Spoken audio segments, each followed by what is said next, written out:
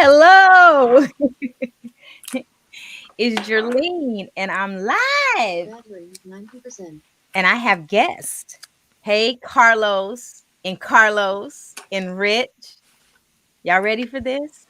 So, at last 2020, all politics are local, talk of the town, Long Beach politics. Had to close the year out, and I appreciate you all joining. I'm going to save us. I'm going to share this to a couple places.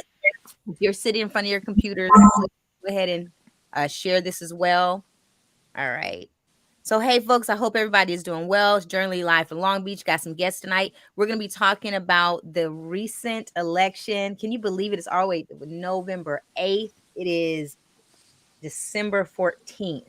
So, not only the election's been over for about a month now, folks have been sworn in. I've been watching as many meetings as possible, listening to all the celebrations. Next week, city council members and mayoral council will have their ceremonial swearing in as well as this big shindig inauguration event. Y'all RSVP? Did you RSVP?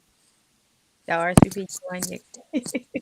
I was like, it's too many people for me. So anyway, what I do want to do, I'm gonna start sharing this. Can each one of you just I see Rich in the top corner, just say hello, say your name and like where you right, like where you representing from. So I'm Jerlene. I'm over here on the west side of Long Beach. And I'm live. Say good evening, Rich. Hi everyone, Rich Dines. I live in the Lakewood Village neighborhood of the old Fifth. It's still part of the new Fifth, but Mhm. the old Fifth east of the airport, over by City College. Can walk to City College. So interesting neighborhood. District's really changed a lot in this redistricting. Very much so. Very much different district than it used to be in the past. But happy to be here tonight. Okay, you got a new council member. We'll talk about that in a moment. Go ahead, Carlos O. Hey, Jerlene. So I live in the 7th district in the Wrigley neighborhood. So not the west side, but western Long Beach. Uh, still very much linked, even though we're, across the river of water and river of traffic of the 710. Former candidate for this council district. Yep.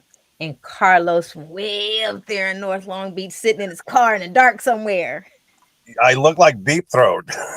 um, so yeah, hey Darlene, Carlos Valdez from North Long Beach on the northwest side, on the west side of the 710 freeway, over by Artesia Boulevard. You way up there. That's far. All right. Well, we just had an election, folks. I'm gonna show some stats, and then we're just gonna have a little conversation. So we got Rich, who has a new council member. We Carlos and I are both in the 7th district. We have the same council member re-elected. Carlos V up there in North. You got a new council member. No, you're in the 8th. Yes, You're in the new yes, 9th. we have. During redistricting, we requested to be taken out of the ninth and be put into the 8th district. So Al Austin is now our councilman. That's right. So he's new as in this last year new. Right. Yeah, but there's still new leadership up there. Okay, so folks, thank you for joining tonight. I really appreciate it. Hopefully some other folks will join us. If not, folks, if you're watching us live right now, give us a thumbs up, hit us up in the chat, let us know that you're here. Share this with other people. I'm just gonna have a conversation about what we've seen over the last, man, this was a really long election season. Oh, somebody else wants to join. All right, Jamie, I'm going to pull you in just a moment. Okay. So, Jamie Hipster is going to be joining us. So, give me just a moment. I'm going to pull you in. So, hi, Jamie. How are you? You can't. You there? You're still muted. Okay. Well, while you're figuring out the sound real quick, I'm gonna pull up some information to show everybody. So There our you last guys are. election Can was you hear me okay? Yes. You're a little slow moving though. So just hold tight for just a moment. Don't go anywhere while we get this. So anyway, what I'm about to do, I'm gonna pull up some information. Let's see, share screen. Bear with me just a moment. Election results. All right. So hopefully folks can see this right now. In Long Beach, we had an election. We had some measures that were on the ballot. Measure BB, Measure E, Measure LBC. Mayor, our new mayor, we had two candidates for mayor, Rex Richardson and Susie Price. Rex Richardson won with 56%, Susie Price 43%. Can you guys believe that we had over 100,000 people vote in this election? 63,000 people voted for Rex Richardson, 48,000 for Susie Price, and that's an estimate. You can see for folks who are watching. What are your thoughts on that? That we actually had 100 people, 100,000 people voted in this election. What are your thoughts on that? Uh, Anybody? amazed, amazed. I I really, I mean, I attribute this to a couple of things. Obviously, we were looking at a great turnout because there were issues that drove voters to the poll at a national level. Um, but let me say this: I like the way it used to be with a primary in April and then a runoff in June. 5 months of a runoff, especially an ugly runoff like we just saw in many of these races. I mean, talk about voter burnout. I mean, but we got a wonderful turnout, and the goal should be to have more people participate in our elections. But yeah, it's pretty amazing because if you look back, I think if you go to 2014 when Robert Garcia ran for mayor with the June runoff against. Oh, I'll pick up his name in a second. He ran against him, and I Hank think Kahn. yeah, there was only like 45 or 46,000 total votes for mayor, and now we get 100,000. So great turnout, but not exactly a turnout I was hoping for. But a June runoff and having women's health, reproductive health rights on the ballot is driving people. Lots of ballot measures at the state level driving people, but it's good to have that type of turnout, but not with the results.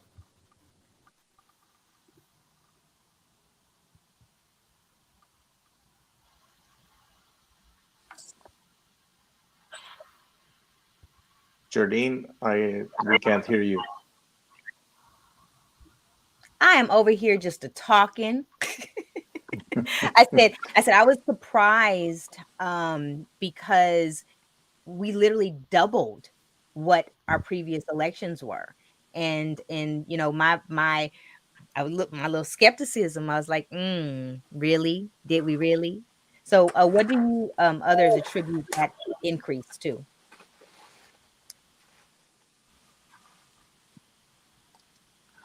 Part of it, I think, was that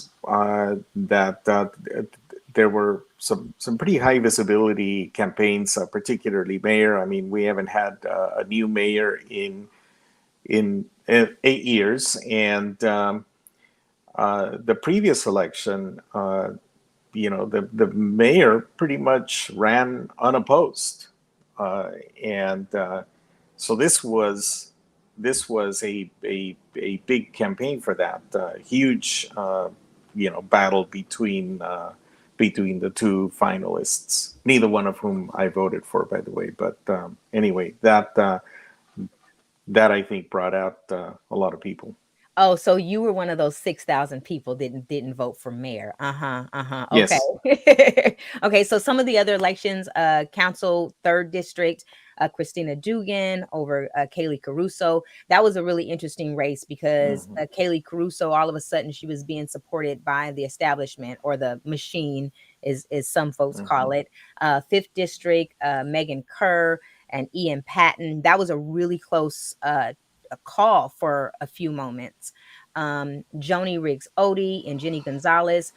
Jenny Gonzalez, I have to say, was very surprising. And my observation was that a couple things. I think people probably were voting on name, having a Spanish last name, but also in wanting something different. What are your thoughts on any of these? Oh, and did I? Yes, at ninth district. What are your thoughts on those other elections? And we're going to come back to the conversation about mayor, by the way. Um, could I just add one thing? I don't want to tie up too much time, so I'll be brief here. The point that 6,000 people didn't vote for mayor is an undervote of roughly 5 or 6%. Mhm. That is not that much. So people are pretty engaged. When I ran for 5th district in 2018, the undervote for mayor was about 12%. So 12% of the people couldn't even hold their nose. They just said, I'm not voting for mayor in the 5th district. But if you look at, I think for me, and I used to serve on the county Fed. From 2008 to 2011, I was on the LA County Fed Council of Political Education, their COPE board. Marilena Durazo, who's now a state senator, she was running the Fed. Rusty Hicks, who runs the party now, he was the political director. So I do feel I have that experience as an insider. And the one struggle they always had was they could never break into Long Beach. And they went all in. There was millions of dollars spent. The ground game was there. They ran the field program was insane. They had walkers everywhere, and they won. They did. And so I think the question that I have to the candidates that were supported by the machine is what was promised and what's expected. And I hate to be so blunt like that, nothing's for free, and there was a lot of money spent. And so we'll see with homelessness and a crisis, with crime out of control and a $45 million budget deficit. I'll watch all these votes closely. Of course, you had to jump right in there, didn't you? Up until I would say a few weeks prior to election day, the Federation of Labor across the different elections in our city and through their various independent expenditures had put over $600,000. That was about 2 weeks prior to election. It put like $619,000 into the election. So it is interesting, because that's what I'm wondering. Like, who owns Long Beach now? Anyone else? Any thoughts on any of these other elections? Oh, Jamie, tell us what part of the city you are from. Hi, everybody. Good to be here. I live on the east side right now. Me and my mother own a mobile home in the Mobile Estates mobile park over here, the Belmont Shores Mobile Estates. I started out on the west side, though. I bought a beautiful home right off of like Santa Fe and Wardlow were our main cross streets over there in a neighborhood I believe they refer to as a Lincoln Village here in Long Beach. There's a gorgeous home over there. We lived there for 10 years. And then we decided to sell about 4.5 years ago. Things just started getting out of control over there. And my mother, who, is well into her 70s now, couldn't really hang with it. So I've been in Long Beach for 14 years, and now I am currently residing in the 3rd District. Well, welcome. Santa Fe and Wardlow. I used to live over there across the street from Fantastic Burgers. So I'm familiar with the area. Actually, Oh my, I have spent many dollars there on fries and chicken strips and burgers. Yeah, I actually grew up over Yep, there. I was right there walking. Yeah. So wow. Okay. So you get a little bit of West Sider status, just a little bit. Okay. Cool. So what we were talking about, we were just I kind of went over some of the a results. decade's worth. Yeah. So so I was going over some of the results. What are your thoughts? Over 100,000 people voted in the elections here in Long Beach, and you're in the 3rd. How are you feeling about your 3rd district, the race in your district? Jamie, you there? Yeah. I've been here for, like I said, 4.5 years in the 3rd District. Me and my mother have both had, some good experiences with Susie Price. We were excited to see her get in the race. Now, to drill it down to what our candidates that we just had here in the 3rd District, I don't feel that either candidate was a very strong candidate for the 3rd District. I am happy to see Christina won, because I definitely was worried about Kaylee Caruso. Nothing personal, but she didn't seem like she was up to par for not only this district, but the city of Long Beach. And especially, I sit in on district council meetings for my union. I'm part of the ILWU, and I had the pleasure of sitting in on personal interviews with both candidates in the third district. And she was very unknowledgeable about port operations and also a lot of things going on in the city of Long Beach in general. And so that's where Christina Dugan was a lot stronger. But I'm glad that Christina won, and we'll see how the next few years go. I observed, I attended a couple forums where they both were present, and I was a little I'm thankful that I don't live in the third district. And after seeing the council member that you've had in the third district, um I I'm glad I don't live in the third district. Yet time will tell. Time will tell. Um That's right. yeah, time will That's tell. right. That's the idea I keep saying. Time will tell. Any thoughts on any of the other races, even prior to the general election in November? Because we did have some folks that won outright. First district, Marys and Dejas. Seventh district, Roberto Uranga against Carlos Ovalle here. Any thoughts on any of those races? Hmm. Uh, if I could only say, I mean, there's so much. You have 9 districts, and you have some that vote a lot, and some that don't vote at all. I think Bonnie Lowenthal won the old first. I'll have to go old and new. The old first district, she won with like 600 votes one time. And then Robert Garcia won, and he set a record with 900 votes. 915 votes. And the over under was 750 at the time. So when you can get elected with 1,000 votes to be a council member in one district, and in another district it takes 6, 7, or 8,000 votes, there's not that much. And so I think when I look at redistricting, certain districts were, I mean, look, I wasn't involved in the process, but I scratched my head. The new seventh, and this is for Carlos to talk about, but the new seventh was written in a way, it was mapped in a way to help the incumbent. I mean, it was just when I look at the lines, and the first district, moving up, a little more challenging for the incumbent, but write out the person that lives in the second district, so you don't have anyone to run against. I mean, not that you don't have anyone, because you had a strong candidate, but the machine came in. You had a really good, strong opponent in the first district, but the machine came in and then they just took it over. And that it's hard to be a grassroots candidate, take on an incumbent that has all that backing.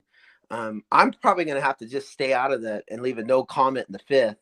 The new fifth really was challenging. It was a very challenging district. It really divided it up a lot from what it was. It was a very the old fifth was very easy to figure out, and the new fifth is kind of 50-50. It was kind of split in half, and 40% of it moved west of the airport, and there were a lot of voters that came from like the seventh or the old eighth, and they got mixed into this, and it was an interesting fight. But I think that redistricting really did chop up Long Beach a lot, made things challenging to take on incumbents. But to me, I think really just throwing the county fed in there with the all in. And what's not mentioned with the county fed is you had a lot of independent unions putting soldiers boots on the ground doing door knocking that isn't written into the IE. And we don't see those numbers. We don't see the dollars of what it takes for putting thousands of door knockers out there.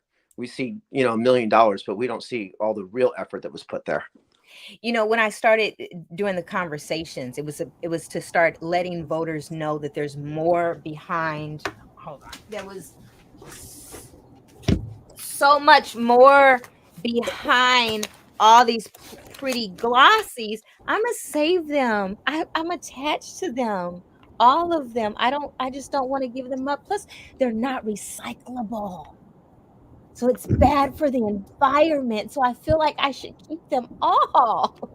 But that was part of the conversation to let people know that there's so much more behind this and what this means. But what I'm gonna do just for a moment to show what Rich, let me see if I do this right. All right, I've just pulled me up on the camera because I wanted to show people the map. So you're talking about the fifth. So yes, there's a map. I got a map. It's vinyl. It's really nice. um, this is what the new fifth looks like. And I don't know if you can see this right here is the new seventh. The new seventh encompasses the port now. The first, I used to live in the first. I'm now in the new seventh. Up here we have the new eighth, the new ninth, and the ninth was all, it's all like looks orderly. And then down here, we got the other, third, what is it? Third and fourth. So, all right. Y'all like my map, huh? Any other thoughts That's a on, nice map. it I is. love that map. Yeah. I was gonna put Hi, everybody. Darlene. This is That's nice. it's me, Carlos. I was going to mention Okay. to you this morning, since you announced that you were going to be having the meeting, I decided to go back and revisit the City Hall redistricting meeting. And one thing that I saw consistently was a scripted message, at least in the ninth district, as to how many of the presidents in various neighborhood associations were weaponized to target other neighborhood associations. And it's unfortunate that the process had become politicized. I know that there was a gentleman who was communicating with one of the redistricting people. And when you mention, down the line, in 1 year's time, or, we're going to be losing Al Austin, and we love Al. He's done more for us in the short period of time he's been our councilman than Rex did in his 8 years while he was our councilman. So we really have to be proactive in finding the right person who's going to represent the community and not the status quo politics and be influenced by outside money like we experienced. There has to be a genuine interest, a grassroots interest in somebody who really cares deeply about the city, not tending to everybody else. So I know, with Joni Ricks, and by the way, North Long Beach had the lowest voting count. I don't know if you know that in this election. Yes. And I know that Rex helped Lena Gonzalez with her election, and it was what, 7%, and it's just unfortunate that such division has been created in North Long Beach that we can't be a unified front. It's tragic because there is a real opportunity for growth, in unified growth, but because of politics, there has been a division, unfortunately. So what I did, I pulled up this is an article from the Long Beach Post, and it gives a breakdown on where the voters came from. And it says, the lowest turnout in all 9 districts, but a percentage of 28% had oh, the ninth. Let me read the entire sentence. The ninth district, which Richardson represented as a council member for the past 8 years, actually saw the lowest turnout of all 9 districts by percentage, 28%, but had 7,402 ballots cast. When I saw that and read that article, I thought about, I lived in the first district when Garcia ran for first district council, and how the first district and the ninth district, they've always had this really low voter turnout. And here it is that we've had mayors from districts that have traditionally had the lowest turnout. So let's see, Carlos's. I say, go Carlos. Oh, I'm sorry.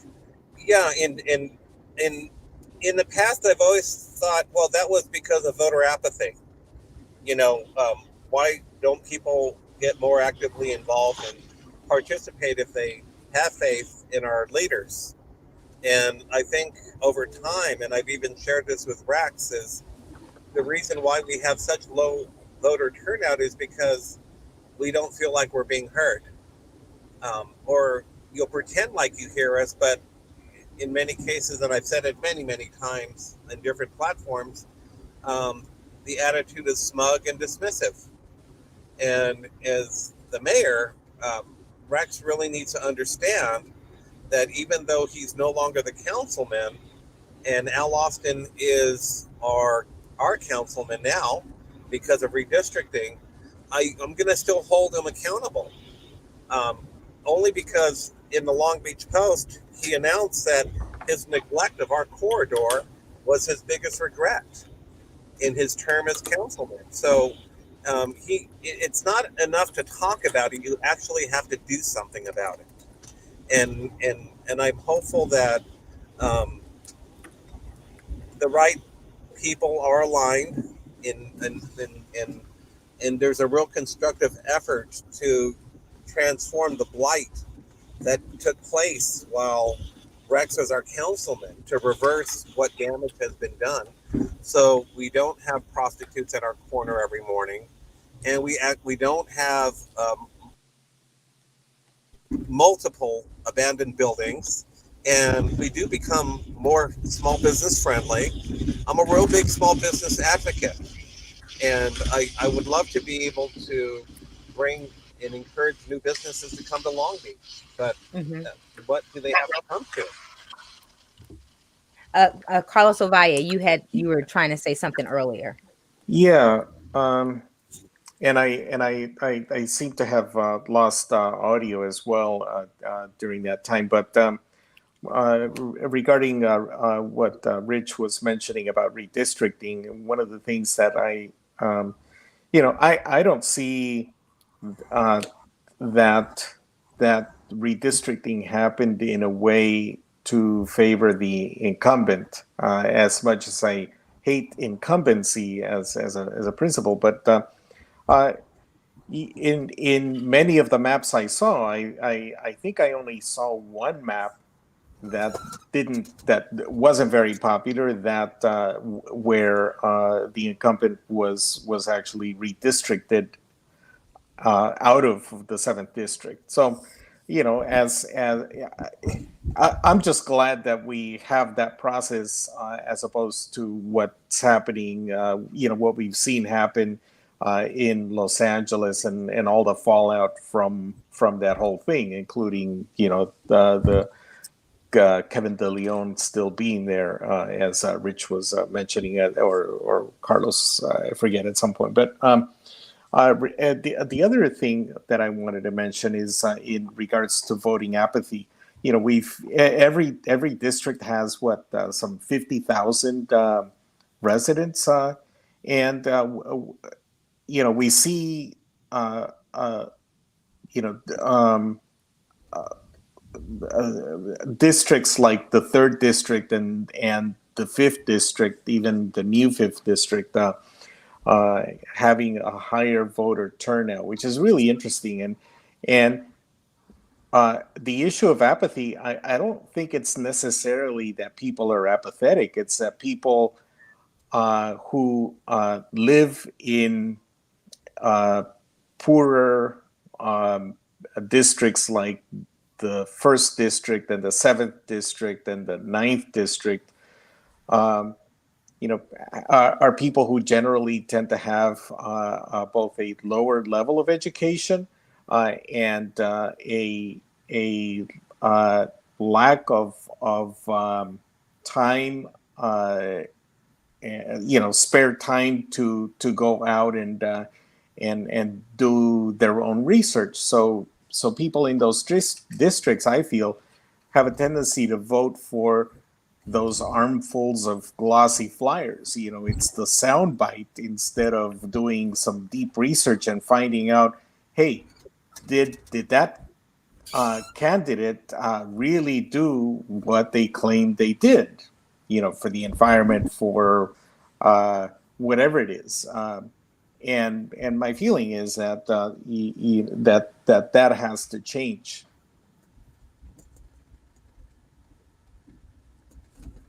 You know why you see hit pieces in the mailbox? Because they work.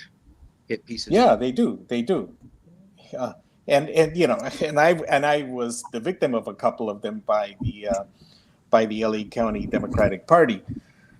And they make a huge impact, and grassroots candidates like myself don't have the wherewithal to respond to them, especially like in my case, one of the hit pieces came out one day before election day.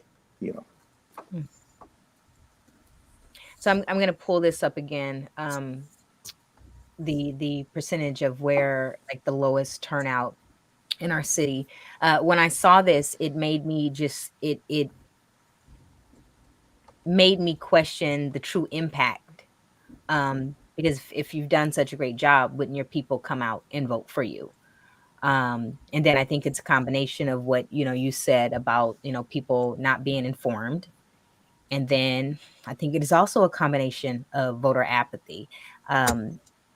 It's scary because that means there's places where people have made decisions with not being like the most informed. So some of the other elections that were like, what are your thoughts on some of the ballot measures that were passed, like was it Measure BB, um, Measure BB, Measure E, Measure LBC? BB was the consolidation of the gas and water company. Any thoughts? The gas and water departments. Any thoughts on that?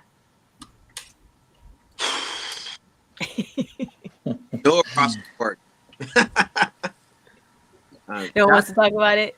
That's Only time will tell, right? Only time will tell. I was just concerned. I was concerned about this. I was concerned about, okay, they want to consolidate. That means they're going to cut jobs and possibly make it more expensive for us in some way.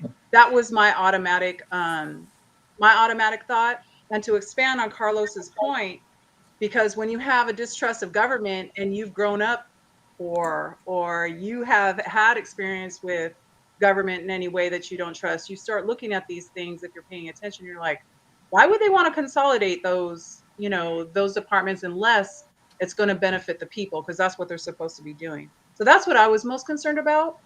I typically vote no on all measures, but that's just my take. I agree on the consolidation measure. If you recall, that consolidation was first brought up in 2017. There were 5 measures that were voted on by City Council, starting with AA, BB, CC, DD, EE, and in the end, the consolidation was dropped just before the vote. But a lot of us who have been involved in water issues and have had a relationship with the water department more than simply being a user. In my case, my brother worked there for 15 years. My dad retired from the water department, and I have a bunch of other family members that have been involved in water issues locally and internationally. And we felt that the whole purpose of it, given Long Beach's history, and the lawsuit that was won, that the city of Long Beach lost in the California Supreme Court, that forced the water department to give us back the money that they were taking. I mean, we felt that it was clear that consolidation only had one purpose, and that is to help us, relieve us of our hard-earned money. I think there's one thing that the residents of Long Beach, and I should say voters of Long Beach, don't understand about our water department. And I'm very friendly with the staff and majority of the commissioners, and I too have been involved in a lot of water issues, and some outside of our region, specifically Bakersfield chapter. But what we don't understand about water in California, residential consumption of water is about 10%. 80% goes to agriculture. So when they say reduce water consumption by 20%, that's having an impact of 2% at a state level. That's not moving the needle much. So, but what happens if you have, let's say, for example, a water department that has $100 million annual budget, and that is like the port, that's not directly tied into their enterprise fund. They're not tied into the general fund. So if you have $100 million budget, and that's going to be not only paying your employees but maintaining and developing new infrastructure, and you have $100 million budget, and then water consumption goes down by 20%. Well, okay, you got $80 million coming in. You have one choice here. You're going to raise our rates by 20%. So we're going to be penalized for conserving water. And then they bring up another 20%. So if you've watched water rates in Long Beach, they've skyrocketed in the last 5 years. And this is, I don't think this is solely based on Measure M, which I came out against in 2018. And I mean, hey, I was getting beat up by the police and fire unions over this, but it was obviously unconstitutional.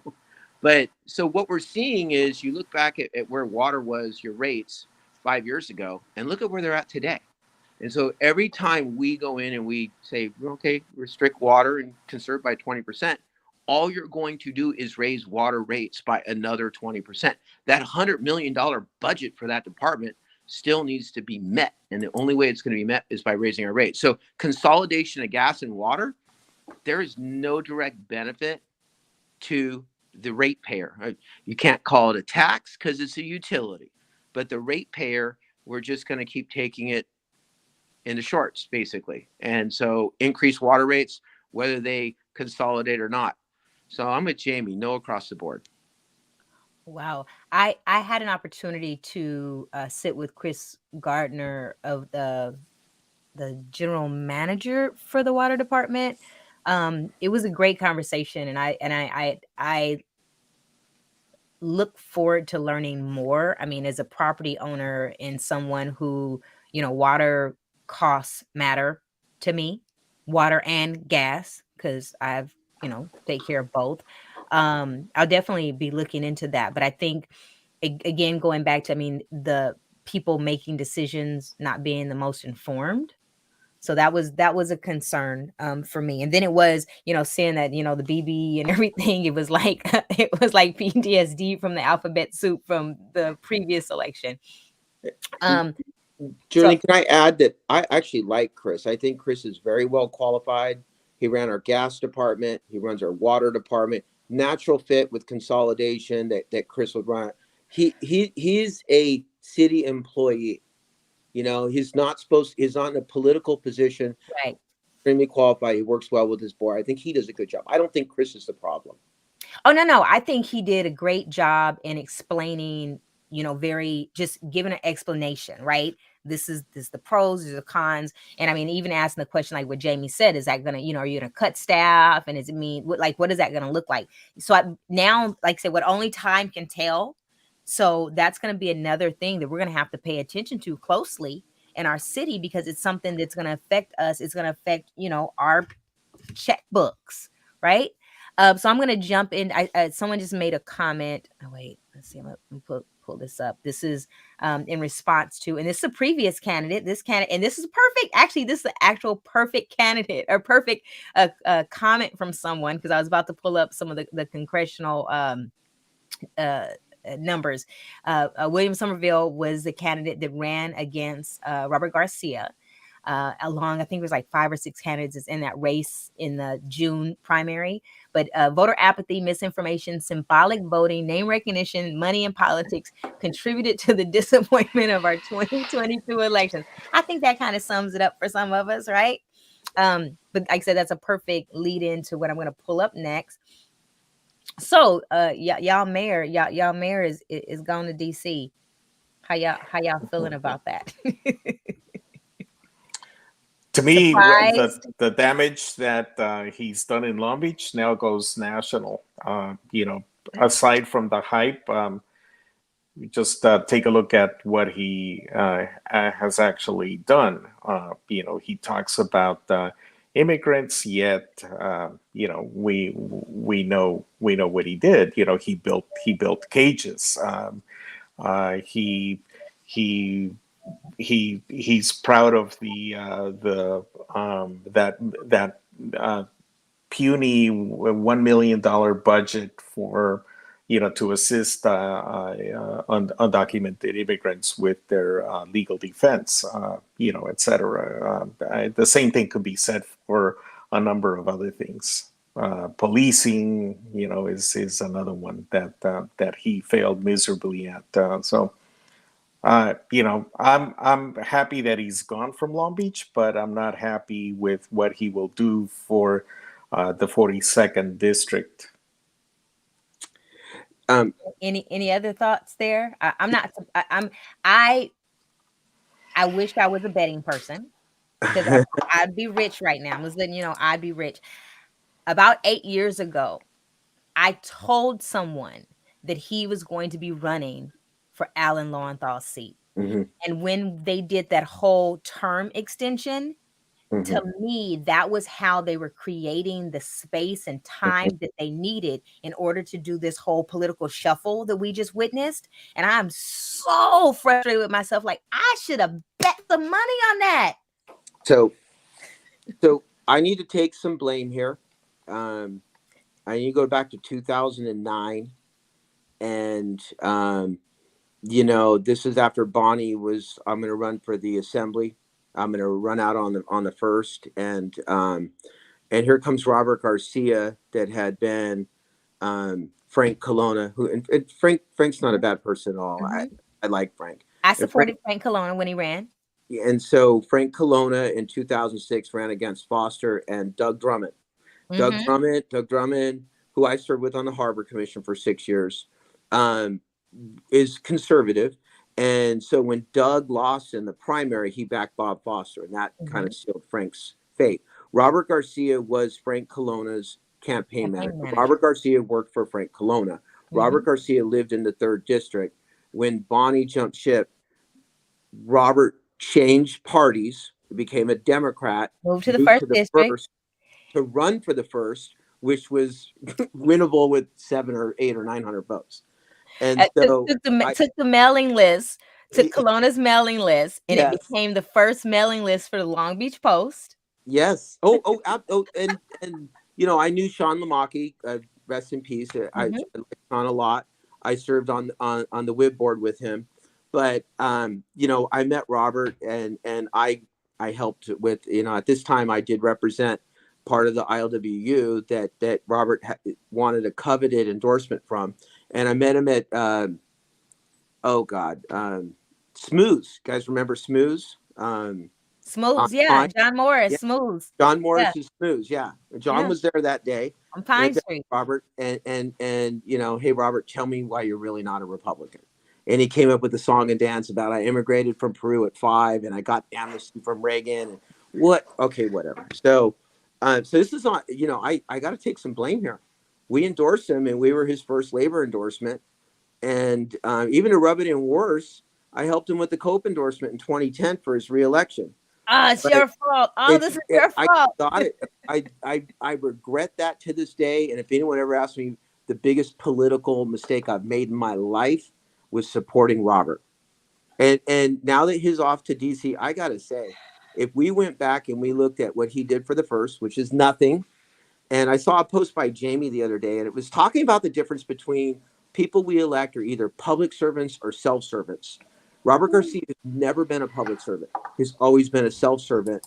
And his decisions have always been, from day one over his last 13 years as an elected official, have been about his political aspirations.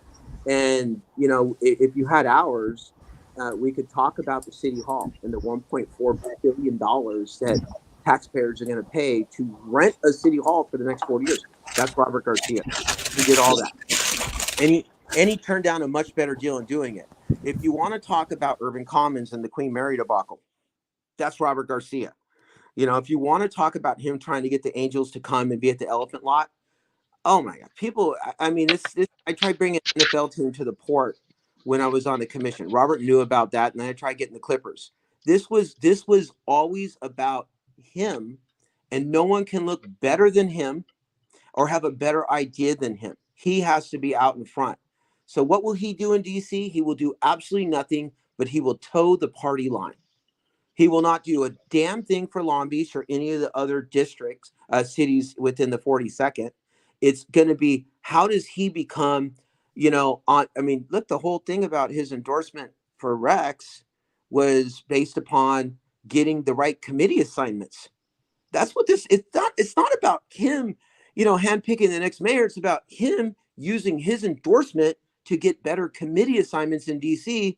And he doesn't even want to be a member of Congress. He wants to be a United States Senator. So I mean, can anyone here say that he doesn't have higher aspirations? Because he does. That's who he is as an individual. And now he's gone. I'm glad he's gone. He's done Only enough damage to our time city. Move will on. tell. Only time will tell. It's really interesting just listening to each one's input and how, like, connecting the dots, and like, how do we continue connecting the dots moving forward so that people, like, know the stories and are informed. Jamie, you haven't said too much. What are your thoughts on, I mean, just what we've been talking about? I mean, our new mayor, our new congressional representative. Um, Yeah, so between Carlos and Rich, I mean, you do a lot of listening, but I like it.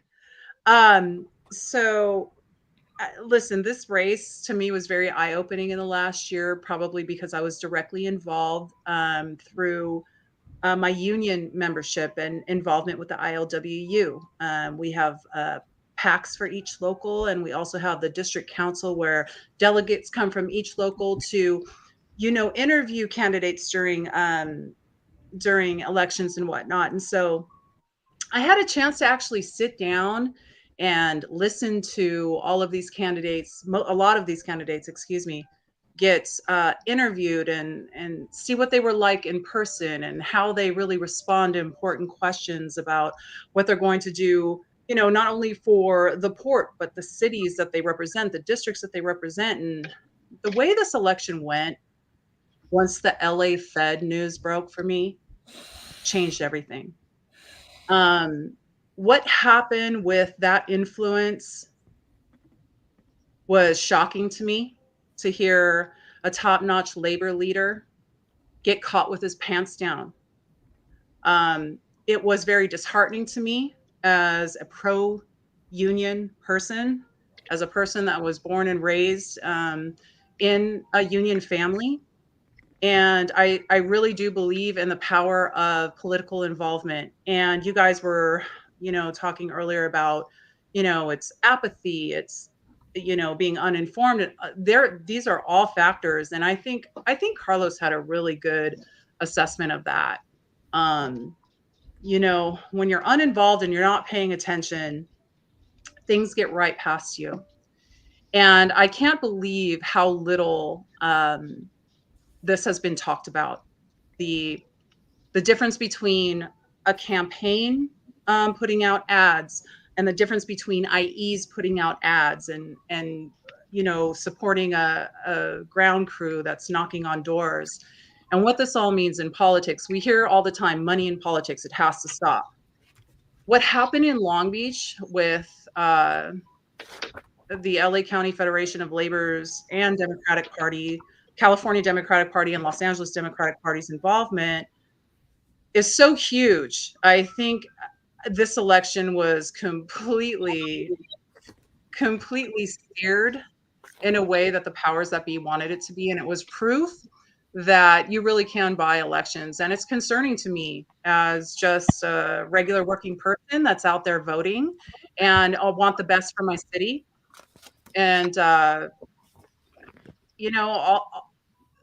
everybody that won was supported by the same people. What does that say to us? That says to us that Um, there's a lot of influence from the outside coming into Long Beach, and it's unfortunate that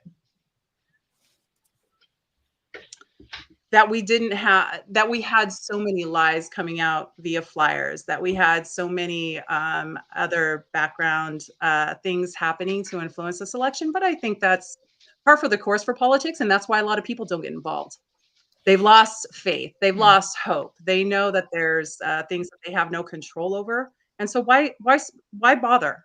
Why why bother? Doing my own research, doing this, and we're so Right. tribalized now, right? Generally in the country, you're Democrat or Republican, you're left, you're right, Right. you're conservative, you're liberal. There's no middle ground there. Like I can't disagree with a Democrat because I'm a Democrat. No, Right. I'm Right. going to, criticize all of you. And I think that's what really won this election too. And that's what the Democratic Party and the LA Federation of Labor political strategists got right, is that they absolutely played on, Mhm. Mhm. hey, listen, Democrats hate Republicans, Republicans hate Democrats, left versus right. And You so I know, think we're now Long Beach is basically just a part of that bigger scheme. And that's kind of Sad. in the one of the hit pieces that against me during the elections by the LA County Democratic Party was, well, Carlos is not a Democrat. Of course, I'm not a Democrat. I'm a socialist. But they didn't want to talk about socialism, so they start doing attacks in a sort of oblique way. Carlos isn't a team player. People that know me know that I'm all about teams. But an issue that the money in politics issue is huge. If you Google um, money in politics, I mean, what do you get? You get all sorts of scholarly articles talking about things like 90% of the time the better funded election um, wins. The better funded candidate wins, and and obviously we see that in person here. So how do we change that? That's why, like, one of the big things I think that we need to address before we start addressing sort of the minute details is how do we defeat um, that money factor, but obviously that's got to be addressed at now,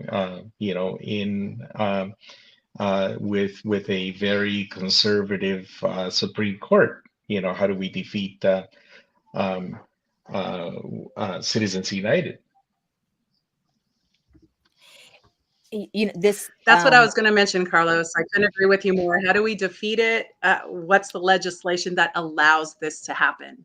That's how we defeat it. We throw darts at that, but that takes time. That takes dedication. That takes your own money, right? This is where I think community organization comes into play, because I have this idealistic fantasy that we can sit down as a super conservative, a super liberal, a socialist, all at the table and just share our thoughts without walking away feeling like we're an existential threat to one another.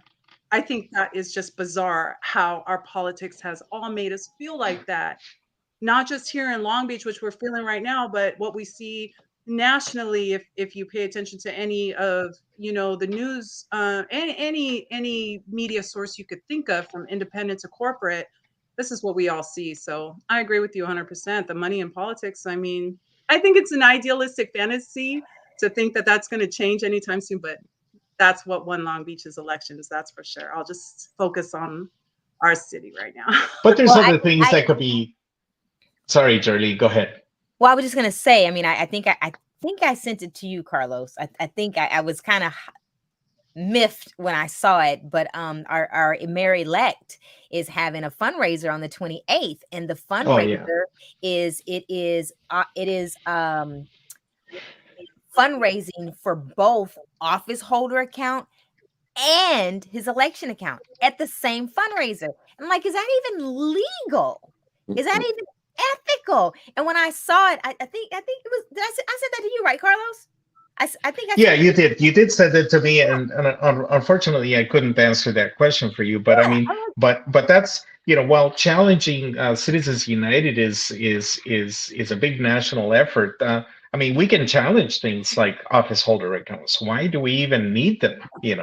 Um, I mean, currently they're used by certain candidates to fund the campaigns of other candidates. Yes, and that is not okay at all. I No. mean, Right. it's so bad, Yeah, especially in this last I agree. 2 election cycles of how much money. I mean, every single elected official in this city was using or receiving money via or from their office holder accounts to Hmm. other candidates. Okay, and okay, I can't say not every one of them. I think two of them did not. Two of them were not doing that. But even on the amount of money, these were the mailers that were coming like every 3 days. All these were hit pieces on Susie Price. They were all paid for by the LA Fed, every single one of them. And it was really interesting because see, people don't they don't. And then I remember I was at a community event, or I was at a forum, and somebody had one of these mailers in their hand, and they walked up to Susie Price and they said, "Are you homophobic?" And they had the mailer in their hand. I was like, huh, let me just leave the room. But anyway, I'm gonna pull up any other thoughts on this part. I mean, we're almost an hour, y'all. At Wait, 45 minutes. I'm I, gonna pull up, but go ahead, Rich. I had to. I lost audio, so I cut out. So I missed what you guys. What subject were you talking about? The hit pieces, or what were you talking about? The county fed. Money reform, all Campaign of it. finance. Fine And you, campaign. how are you guys done talking about that? That could take a week. You know what? I think we need to continue the conversation. I'm gonna pull something else up. Give me just a moment. Let me pull this one up. What are your thoughts? Uh-oh. Think you all should be able to see that. What are your thoughts on the sheriff election? Although we are not under the jurisdiction of the sheriff, we are in Los Angeles County, so we did get to Yeah, cast a vote. Uh, Robert Luna against I Alex know. You know, Villanueva. this is so. Yeah. She's like, This is yeah. something, Jerlene. No, can I be honest with you? I don't know why this race excited me so much because I know so little about the LA sheriff, and I seriously, in my life, I'm like LA sheriff. We vote for the LA sheriff. I just, it's something I just never paid attention to, and the LA sheriff position wasn't even on my radar until Villanueva hit the scene how many ever years ago because he's caused so much drama, and I was like, wait, what's going on here with the LA sheriff? And this election was particularly interesting, right? Because Luna was going up against him and Luna kind of smoked him. And so this is something I don't know much about. And anybody that has any insight, I'm listening closely because I want to learn about Well, this. This is nuts. How they well, politicize this position is nuts to me. So, that so right there I is mean, these are frightening. our And I, sheriffs. These shouldn't be politicians, right? okay, so I'm gonna share a story real quick. I had an opportunity. I was not really paying attention to this race either. Like, I was wondering, like, why is Luna running? Like, that was, I was like, why is he running? He just needs to go retire. That was my personal thought. But I had an opportunity to meet Alex Villanueva and to have a conversation with him, and end up moderating the conversation. But mhm. before I did that, I always have to do a little screening thing. I got to know, I got to know who I'm having a conversation with. And I asked him, my very first question to him was, when you ran the first time, you were supported by Mhm. a lot of, by all of the majority of Latino leadership out of Long Beach. And I Mhm. started naming the people. And I said, and you were supported by so and this person actually got paid out of your campaign. I said, what happened? His response was, yes, they supported me as a progressive Latino Democrat. But when I would not play the political party game, I became a problem. Mm. And so what I heard him, so I started to look a little bit deeper, like who was funding what and where the money was coming from. And it's always, I'm telling you, who Who is paying for who? And if you look at the money that went into Luna's campaign, somebody put like $1 million into his campaign. Hmm. Why? Now, I mean, we could talk about Villanueva's bedside manner and all that and whatever.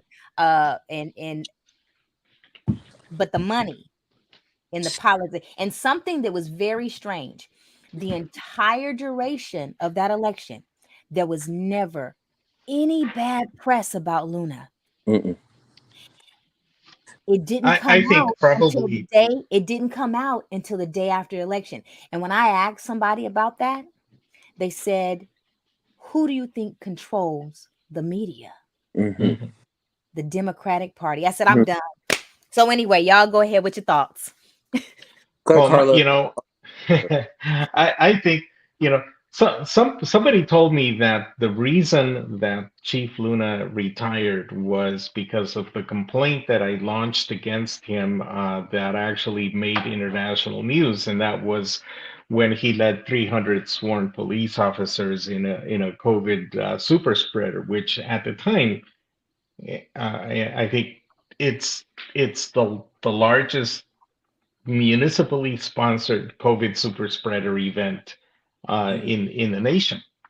And But aside from that, I mean, I think obviously I'm not the press, but I'm I'm very much of a loudmouth, especially on social media, and some of the things that I was constantly putting out.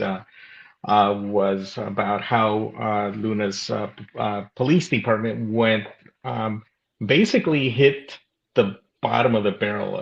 It during his watch, it became the worst ranked police department in all of California and the fourth worst in the nation. How can you elect somebody like that? How can you elect somebody that destroyed discoverable evidence in police misconduct through using tiger text? How do you you know like destroy 23 years of police misconduct records on the eve of when state law required the police department to release them? And how do you uh, you know, um, implement surveillance methods that disproportionately target people of color, like facial recognition software, license plate readers, high resolution drone cameras, military style drones, So Carlos, etc. I mean, so Carlos, how do you think that's going to translate to his role as a sheriff? Do you think that, like, what? How is that going to connect? Is it going to matter? Is nah, it going to? he's gonna continue doing the same thing that Villanueva was doing. Villanueva said, the supervisors were angry because he was rogue. Well, Chief Luna is the same thing. He did much of this without the knowledge of the city. He kept expenses low under I forget what it is, the $10,000 threshold. So that city council wouldn't have to be notified, etc. So yeah, it's I going to don't. be the same. This is another I one of don't those think. elections where I didn't vote. There you go again. I don't. Yeah, I don't think that he's going to be the same as Villanueva. I think he's going to do whatever he's told. And I think that he's going to, by the county supervisors, because now that Measure A passed, meaning that 5 people can uproot someone's vote and determine who's in that seat or not, I think he's going to do whatever he's told. Yet I don't think he's going to be able to move too many things. I don't think he's going to the whole reform and stuff. I mean, because Villanueva went in there to reform. And after doing some more homework, there was some things that Villanueva did that never made the news, Yeah. right? yeah. I think, well, and I think it's going to be opposite with Luna. Everything he does is going to make the news. But I don't think he's going to be able to make any big changes. I'm actually a little nervous that I think I think the sheriffs are going to go rogue. Can I It's chime very in, possible. Julie? Go ahead. Okay, so for disclosure, I When I was on the commission, I served 3 years with Jim McDonald as PD chief, and 3 years with Bob Luna. And trust me, I could talk for hours about how Long Beach PD was trying to take over the port. But so no, both men, they're both very different. Mhm. When McDonald won, and McDonald was just like no BS, right?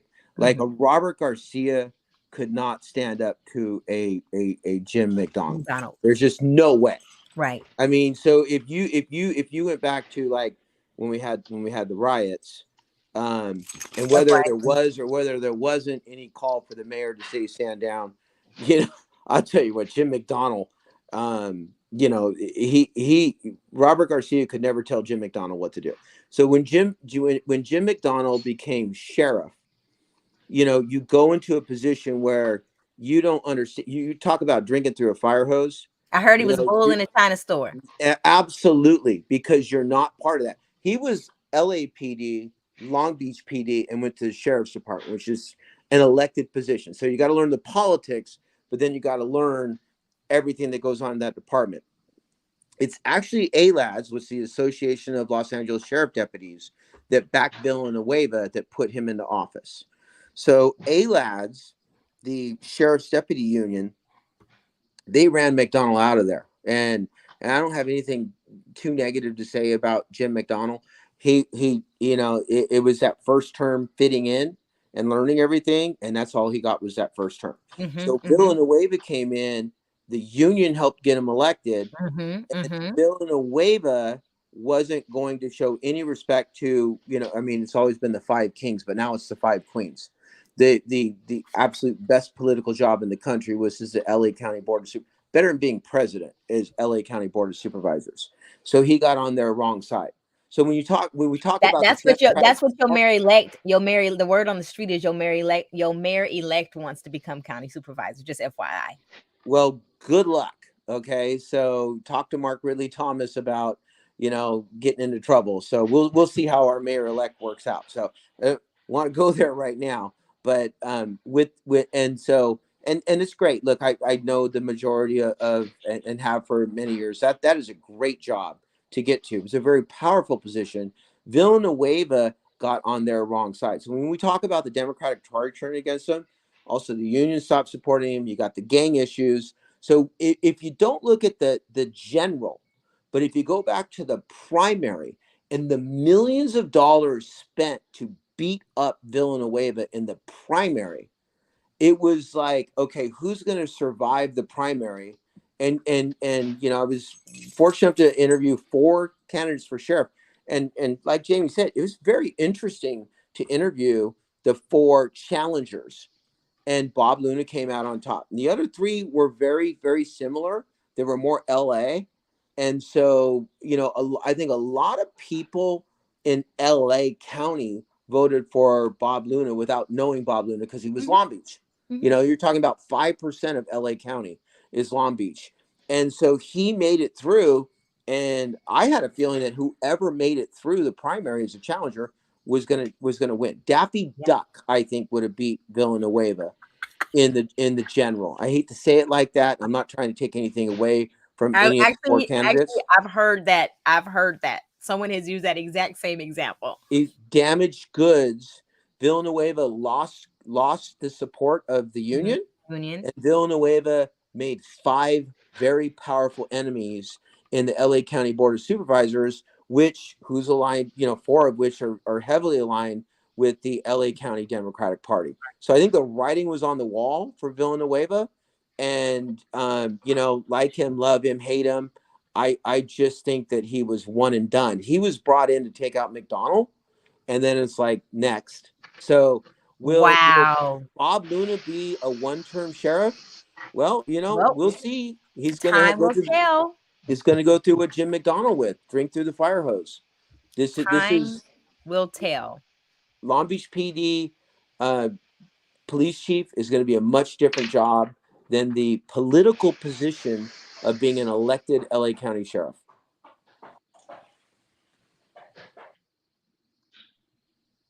Any other thoughts on that? Okay, let's see. So we've hit up uh we've hit up a little bit of everything. I know we didn't spend too much time on the mayorship. But I think we talked about campaign finance. We talked about the Federation of Labor and outside influence on our city. We talked about the mayoral race, the city council race, Luna versus Villanueva, Garcia goes DC. Did we miss anything? You want to touch on our mayor elect, or you want to We leave it talked alone? about BB. What Measure Q, Long Beach Unified School District Measure Q. As a property owner, No. and I just, just paid my property taxes. I ain't happy about that, but like I said, time will tell. Time will tell. One issue that I have with things like that, I think that those type of decisions are what was really interesting. The majority of not all, but many of the things that went out, it's all pretty. Just one vote makes a world of difference. A yes on cue. A lot of the materials that we received, they had Janice Hahn on it. Everybody loves Janice Hahn. At least, I mean, I don't have anybody that don't like Janice Hahn, right? So, you see her picture on it and she's telling you to do it. It's like, yes, I got to do this. What's interesting though is how when these type of decisions are made, whatever the measures are where raise our taxes, is the implications that it has on property owners and rental property owners. And then all of a sudden a property owner raises their rent, and then people are complaining that people are, oh, you're being greedy, you're taking too much money from us, but not thinking about the responsibilities that owner has just to be able to maintain that property. So it's really interesting that people who have no idea like how the dots are connected. So again, it's like going forward, how can we have these conversations or make sure that those bits and pieces are brought into the conversation? Because I mean, Measure Q, of course we want to do all the good things for our children. But I'm not looking forward to that $60 per every $100,000 of tax assessment that I'm gonna have to pay on my property taxes that are already thousands of dollars. True that. Not my biggest issue is how the money gets spent. Not that we're being taxed, but how is it being spent?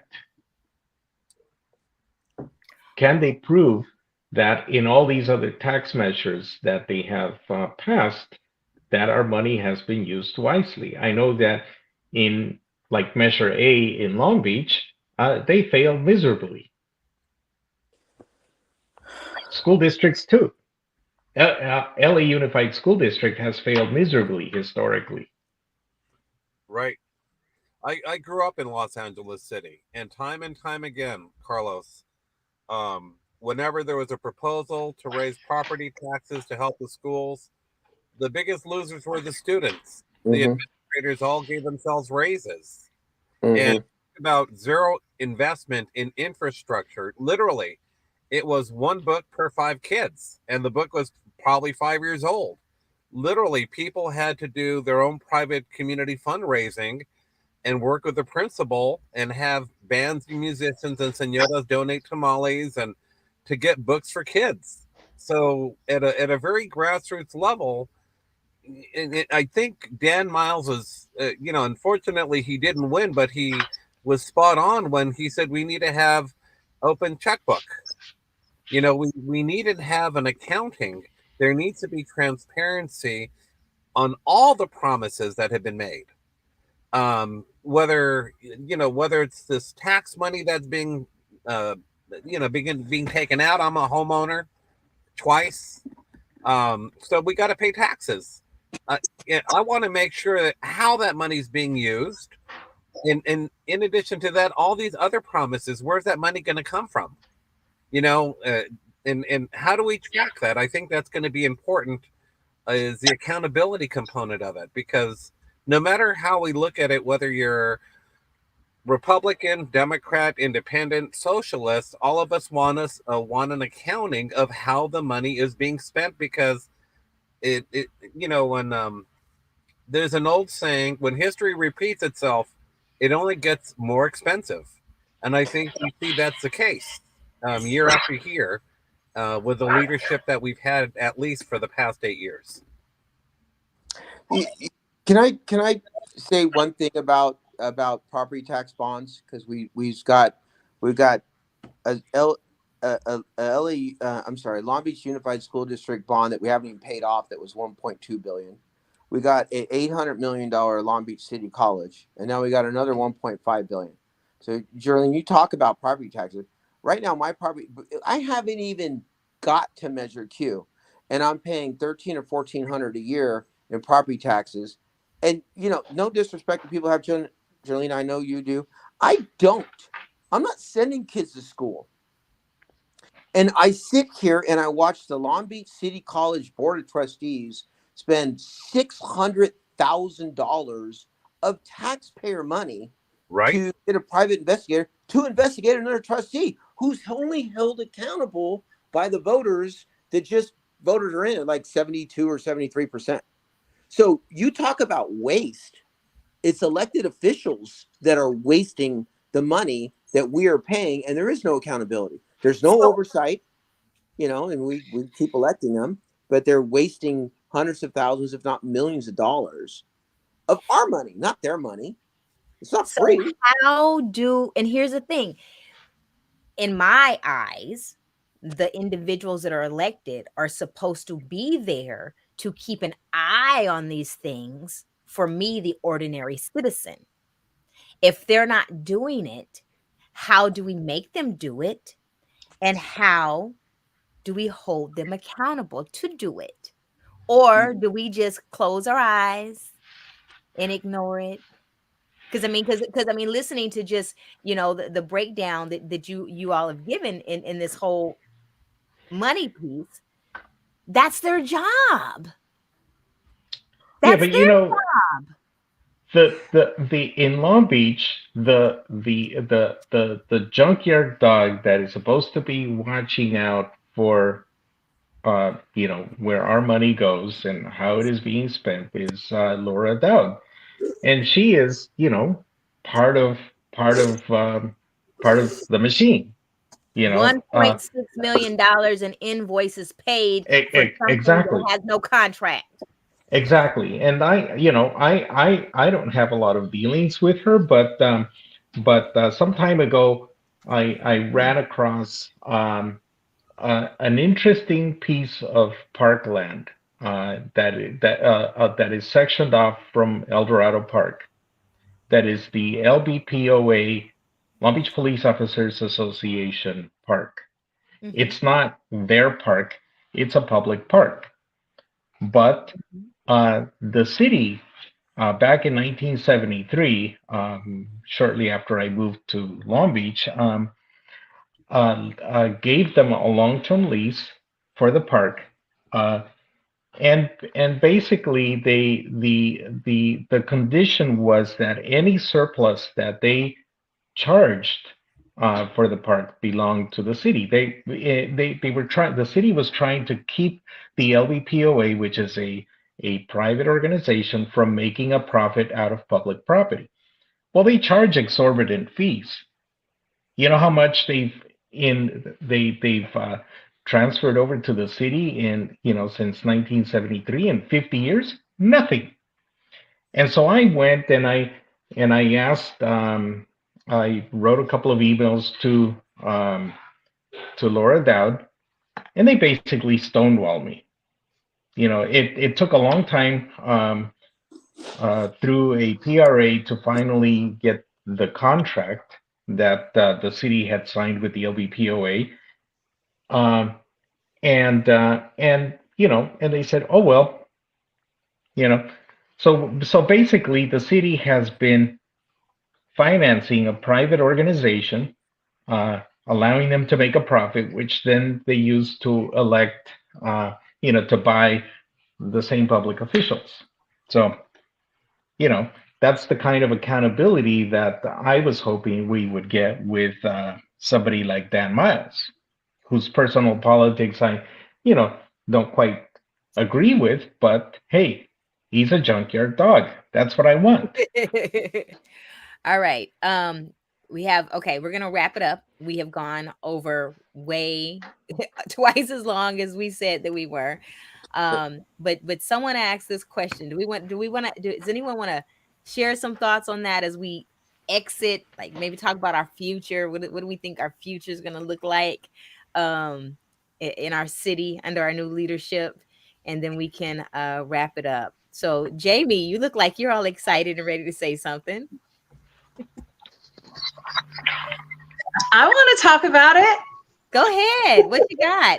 No, really. I mean, there's not much to say. Listen, we've gone back and forth. I've seen everybody's name here all over social media, especially particularly Facebook. We all know each other's opinion here. You know, I really um, wish Rex Richardson's administration the best of luck in doing the right thing for Long Beach.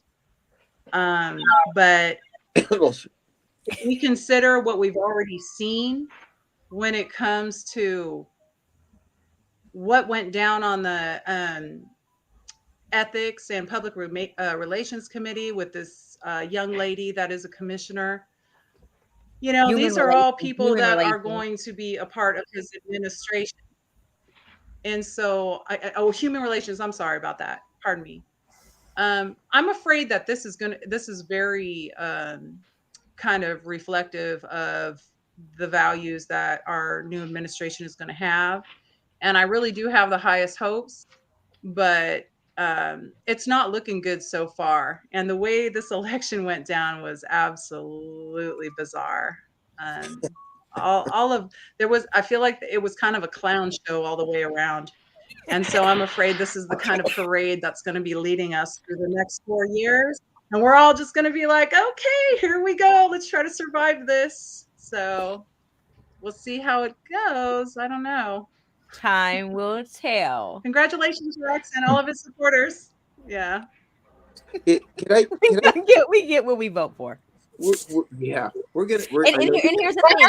Even though this was historical, it was historical. When we talk about the numbers, it was historical on both parts, right? It was historical that 63,000 plus people voted for Rex, but it was also historical that 48,000 plus people voted for Susie. So either way, that was record numbers when previous ones, it was what, 25, 26, maybe max per election. I mean, per candidate. So, I mean, this was definitely historical. So the reality is there's 48,000 people that had some different ideas and different thoughts about who they wanted for their mayorship. And then also we also I take this into account.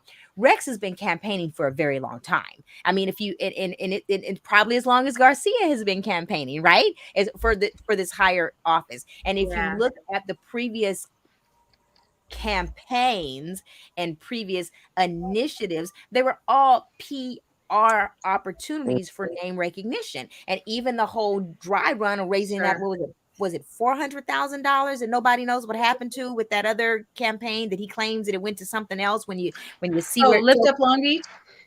So anyway, I'm gonna stop talking. So anyway, it's I agree with you, Jamie. I want to believe that what we've seen so far is not going to be what we're going to have to experience moving forward. If so, I'm hunkering down. I'm ready. Bring it.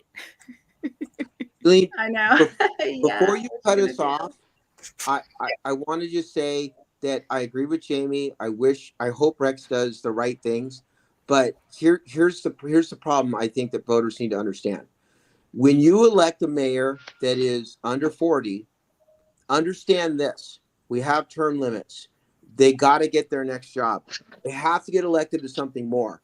They're not going to retire as mayor. So every decision they make is in their political best interest, not in ours. So Rex, if he did 12 years as mayor, he'd only be 51. He still has to run for Congress or lieutenant governor or something. So that is a very big issue that we should look at. God bless the people that are young that get in politics, but you know what? Has to be an end game, and it doesn't end as mayor. If you're only 39 years old, it doesn't end as mayor. You got to run for something else, and that's what makes me nervous. But I do hope he does the right thing. And that being said, I've been on that list before. The young woman from the Equity and Human Relations, I've been on that list for a while, so I embrace it. Well, Rich, why you have to mess us up with that perspective now? I mean, I'm in my 40s, right? So I can kind of, understand. I'm not as young as our married legs, but put in that person, you just messed me up. What about you, Carlos? Oh, what's your thoughts? I'll tell you, quite Wait, wait, frank. wait, no, wait. Carlos O doesn't get an opinion because he didn't vote in the mayoral race.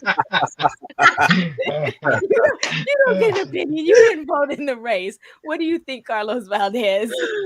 So, it was a heated election, and having Rex as my neighbor, and then seeing how he carried himself from the very beginning when he started off as chief of staff, and once you find out who somebody is, believe them the first time. I think that a lot of empty faith, blind faith, and I think that's what we all want to do is believe in hope.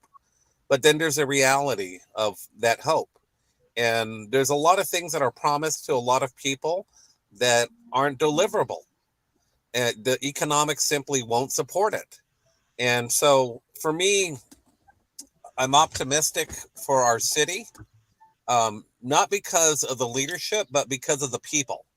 I think that there's a great network of grassroots network of people. I'm glad that we have guardians that keep a checks and balances as to what's going on in our city. I think it's important in our democracy to remain vocal and vigilant and not have people control the narrative. And I think, part of the discussion was, we experienced this with Montgomery, um, setting the tone as to what we had to look out for and why we had to be careful.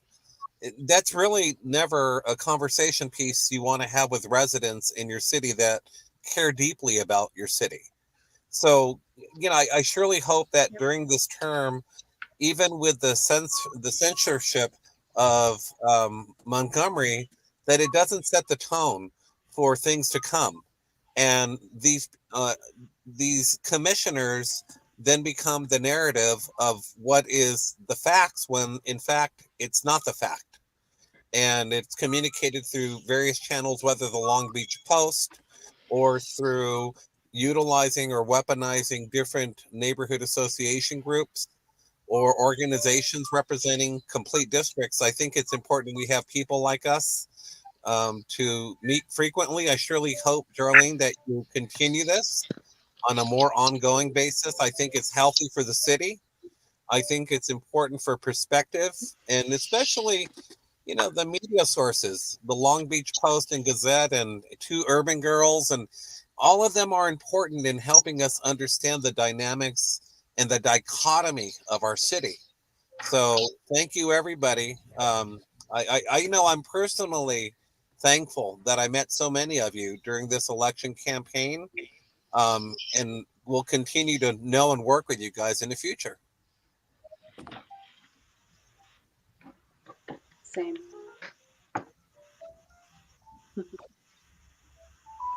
Okay, so can I have a word even though I didn't vote? Oh, you didn't even hear me. I'm like all talking, and that's what I just said. You can read lip. uh, I just said, Carlos, so although you didn't vote, I want to know what you think. Tell okay, us, so share your my thoughts, and then we're gonna close out. okay, my biggest concern with Rex is has to do with something that I just read or quickly skimmed through in the Long Beach Post, and speaking of media, and that's the issue of SB 1137, the that setback measure that was signed by Governor Newsom, and how Long Beach is balking about that because of a potential loss of revenue, which will prevent the construction of the Belmont Pool, Belmont Aquatic Center. So that to me is very disconcerting because um, I, Rex likes to talk about equity, but and at some point he mentioned the Belmont Pool. Well, he voted for it, and my biggest concern is that one of his best buddies. is Uruak Joe Untuk, and who is not just a trustee, but he is the governor's top appointee, basically the top oil regulator in the state. The Uh, oil czar. and I'm sorry, The oil czar.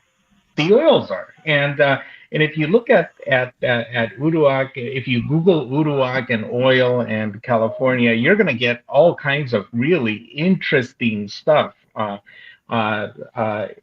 Which includes his wife, former candidate for the 8th district as well, and of course Rex's intimate involvement in that.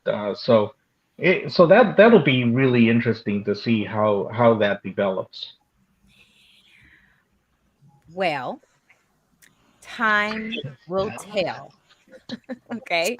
Time will tell. Yep. Thank you, everyone.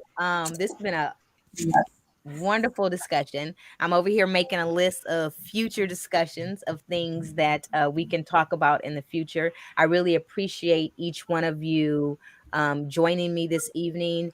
And again, and yes, Carlos V, I want to continue to do this, and I'm hoping that other community members can assist in it, and us like what is that topic that we want to talk about. Do we want to talk about this consolidation of the gas and water department, and how it may be affecting us in the community, whatever it is. But I'm looking forward to continue the conversations in 2023. 2022 has been very exhausting. I am not happy at all with this extended election season, and I think we voted on something that basically said that we were okay with it. At least the voters did. I didn't. But both here, one thing that we didn't talk about was the Long Beach Unified School District, and yay, Maria Lopez for winning a school board seat for 5th District, replacing Megan Kerr. Look forward to her swearing in next week. But if you're watching this, thumbs up, share, comment. I am going to have to break this down into some smaller pieces to share this out. But everyone, thank you so much. Please don't leave the studio. I'm going to end our live broadcast, but I want to check in with you before we go offline. Thank you, Long Beach. It's been Jerlene live, Talk the Town. All politics are local, talking about the 2022 elections, what we saw, how we felt, what we think is going to happen. And the reality is only time will tell.